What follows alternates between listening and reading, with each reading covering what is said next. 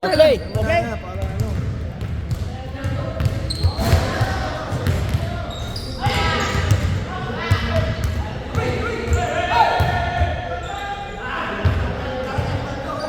Alam mo ng Pilipinas, puro lamon eh, ginawa doon. Pero hindi ka masyado sa mga baboy. Gano'n. Hindi ka, wala. Ang ano ko talaga yung rice. Minimal yung rice. Rice. Pero yung mga puro seafood. More seafood. Isda, diba? More seafood. Pag ako umuwi ng Pilipinas ulit, puro isda lang ang kainin ko. More seafood. Konting hipon lang kasi hipon, malakas ang cholesterol niya rin. Pinaiwasan ko yung hipon. Hipon, mga crab. Bira ako kumakain ng hipon. Crab, hindi ka Kasi rin. na, crab kung ako manghuli. Pero dinilhen, ayoko. Kasi iba yung nasanay ako sa yung ako nanghuli kakainin ko. Serious, buhay mo siya lulutuin. Yun, doon ako nasanay. Sa ano, pag yung mga, ako ngayon, sensitive na ako din, pag kain ako mga lumang seafood, nagpapantala mo ako. Ako naman wala sa awang wala naman. Pero yung lasa, hinahanap ko yung lasa dati nga ako manghuli, buhay ko lulutuin siya. Yung nabibili dyan. Titigim ako yung dalawang galamay, that's it. Asawa ko kakain. Hindi ko kumala ko dyan sa barkada ko dyan sa may 41st. Tatlo, benching ko ba yun, sabi niya? Crap. Pero, fencing. Ay, dati, Binabigyan ba kita nun? Oo, yun. Tumatawag sa akin pag meron. Tatlo benching ko. Kumukuha ko. Ang asawa ko gusto kumukuha ko doon. Kasi tinatawag ko yung gusto nila, dinadalan ko sila. wala ngayon. Wala message sa akin. Friday night parang message sa akin yun. Tatlo benching ko. Nakaraan yun eh, last week. Meron, wala mo. Asawa ko kumakain.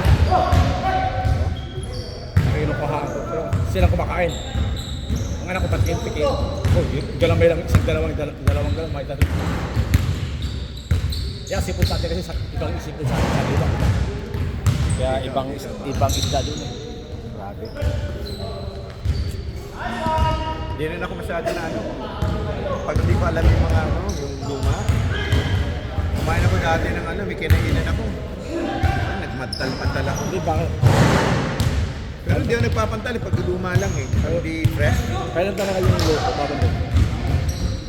Kaya ayoko kumakain sa mga yung mga natin. Mas maganda na yung lagi ako kumakain sa Japanese eh.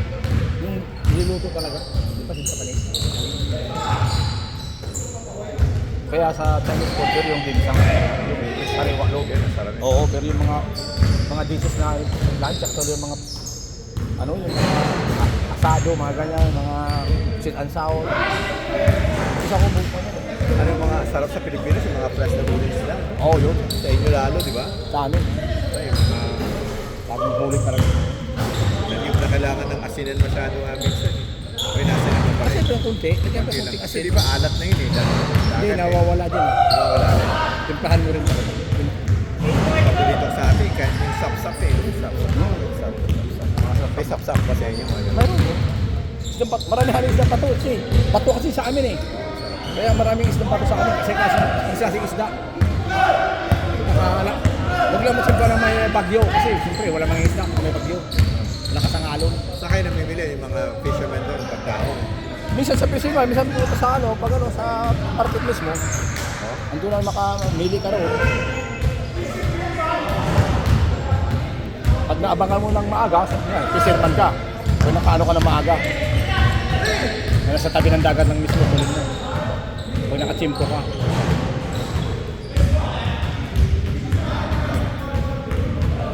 Hindi naman lagi, di ba? Minsan. Minsan wala eh. Minsan kasi meron kinukuha na rin ng eh. Sa inyo ba may mga tuna? Oo.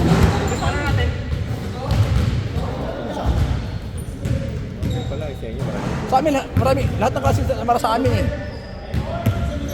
Kasi silang bato eh. Mga patpahan sa amin. Ay, yung mga rockfish, ang dami sa inyo. Kung marami namin yan, oo. Yung lapu-lapu. Oo, wala. Mahal na rin. Mahal na rin sa atin yan. Walang bilihin. Pero mas, compare mo dito, mas talaga. Mura pa rin. Ay, mga mangga, mga gano'n, magkano yung per kilo, mahal na rin. Mangga sa amin, pero 120 pesos sa per kilo. Parang gano'n. Lansunis ka, 50 lang eh, 1 kilo eh. Yung asawa ko, Sabik na sabik sa Lanzones. Pag alis ko pala dito, may barkada ako sa Manila, di ko, pre. Dali mo ako ng Lanzones at saka Lanzones at saka gusto niya yun. Yung Langustin at saka Dorian. Basta nag-declare mo eh. Hindi, sinalubong kami sa airport. Pagbaba sa atin. Morning. Morning. Pare, kumusta? Kumusta? Ano eh? Hindi ka naglalaro. Ha? Hindi ka naglalaro. Wala, nagising ko lang. Ito, tinuro ka, naglaro. Eh, gising. Gising mo lang, baka Isang ka na ano. Tulog? Oo. Alauna. Bakit? Ewan, nanonood ng Netflix. Dati gano'n ako ngayon, napapagod ako pag nanonood ako. Sino ba yan? Si Mark Louie? Kailan ka na? Dalawa. Kami, pareho, dalawa. Ay, isa pa lang siya. Isa pa lang. Siya ano pala, dalawa kami ni June. Magkasama kami kanina, kaso dami dumating. Pero konti na lang, oh. Marami na. Sinabihan mo na ba sila? Si Mateng. Si Mateng. Si Mating, di mo lumating yung si Mating eh. Sa atin, di ayaw niya. Sumama sa grupo natin na eh. Kaya di ko tayo may message eh. Ang kasabihan ko nga kayan. Hindi mo. Tutupuntayin mo to. Wala, Sabado eh. Ang pwede ka nagdala ko nun. Puro barako lang. Sa bike. Sabay. Pupunta sila siya eh. Tapos kapuli pupunta doon. Puri mo. Mga lasing, alas 6. Ayaw lang mga katuwaan na. Alam mo yung mga puro lalaki. Kung ano nilang maluto, si bahala. Pero yung nandun lang kasi tuna, yung silaming tuna. Tapos nila ni Baldo. Bibila ko ng tuna. Si Bando kasama? Oo. Bibila ko tuna mga siguro 10 pounds sa tuna. Kilawin.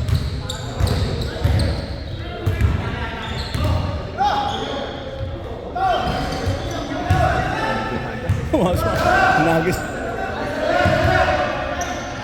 Wala siya. Wala, nagpa-opera ng mata niya. Katarak. Katarak. Pucha, matagal-tagal yan rin. Ha? Matagal yan. Katarak? Di ba nagkatarak ako dalawang mata? Hindi. Isa-isa lang, di ba?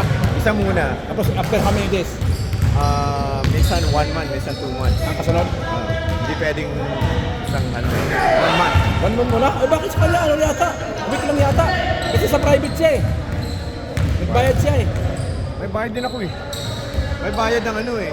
Libre ang katarak, kaso yung lens ang may bayad. No, sa kanya, katarak lang kukunin. May bayad niya kasi sa private siya. Di niya inan. Nung tinignan yung nagpa-examine siya ng mata, walang salamin, nakita ng ano niya, optometrist. Dahil pinapunta sa doktor. Ngayon, pinapatanggal na niya, magbabayad siya ng 3,000 yata. Perfect. Kasi hindi pa yung katarak yan, hindi pa naman hinop. Pinatanggal na niya eh. Hindi pa ng eye center natanggalin. Oh? O, may bayad siya. Katarak ang tanggalin sa kanya, may bayad.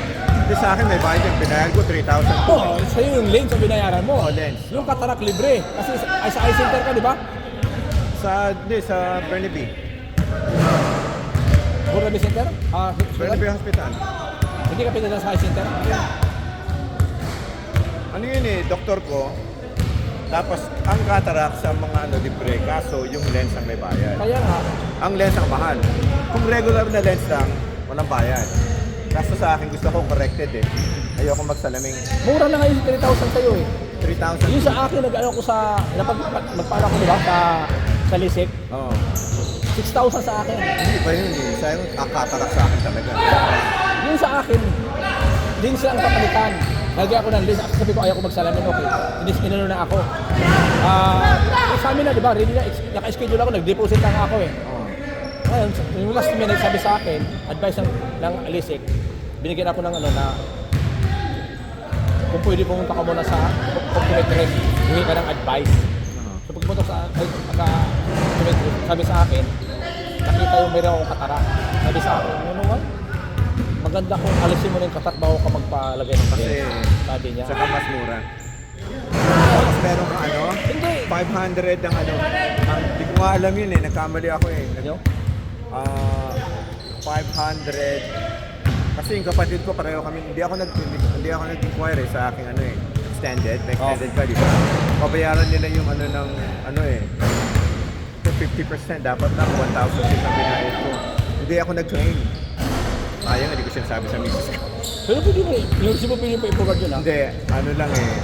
allowed ka ng 15 months to claim mo. 15 months. Pag after 15 months, hindi na maklaim. Oh. Kasi nagpaano ko, 2020 ako nagpa-cataract eh.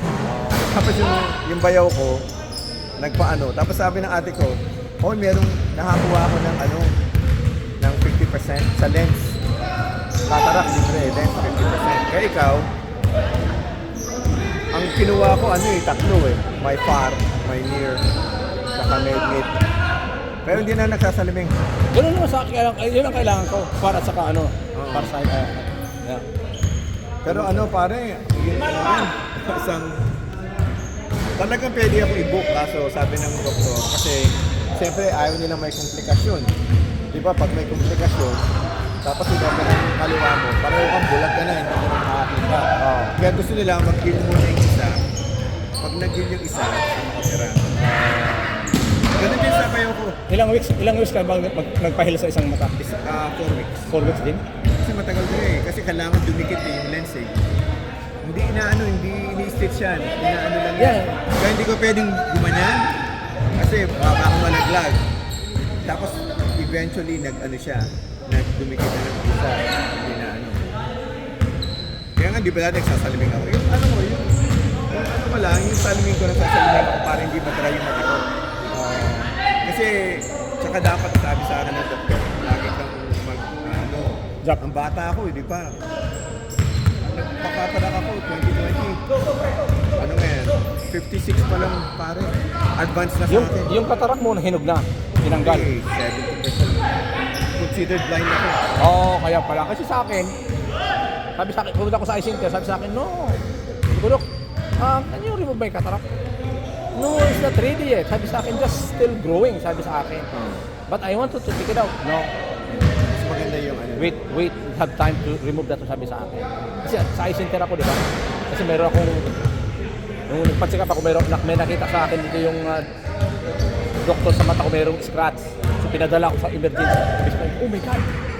Nagulat sa akin doktor, emergency daw yung emergency. Pinadala ko sa eye center. Kaya sabi sa akin, may scratch, sabi sa akin. At tagal kong talagang pinuwad-tuwad ako ng doktor. Puta, malaman ko sa yung sa akin, hindi naman daw kailangan operahan, sabi sa akin. Maliit lang. Mag-drop lang daw ako na mag-drop, sabi sa akin. Kaya mayroon ako yearly check-up. Mandi nga, mayroon akong eye check-up na naman. Check up naman ako kung anong nangyari. Pero sa nakaraan, sabi niya, gumanda na raw, sabi niya. Yung scratch na, nag-heal na raw yung scratch. Kasi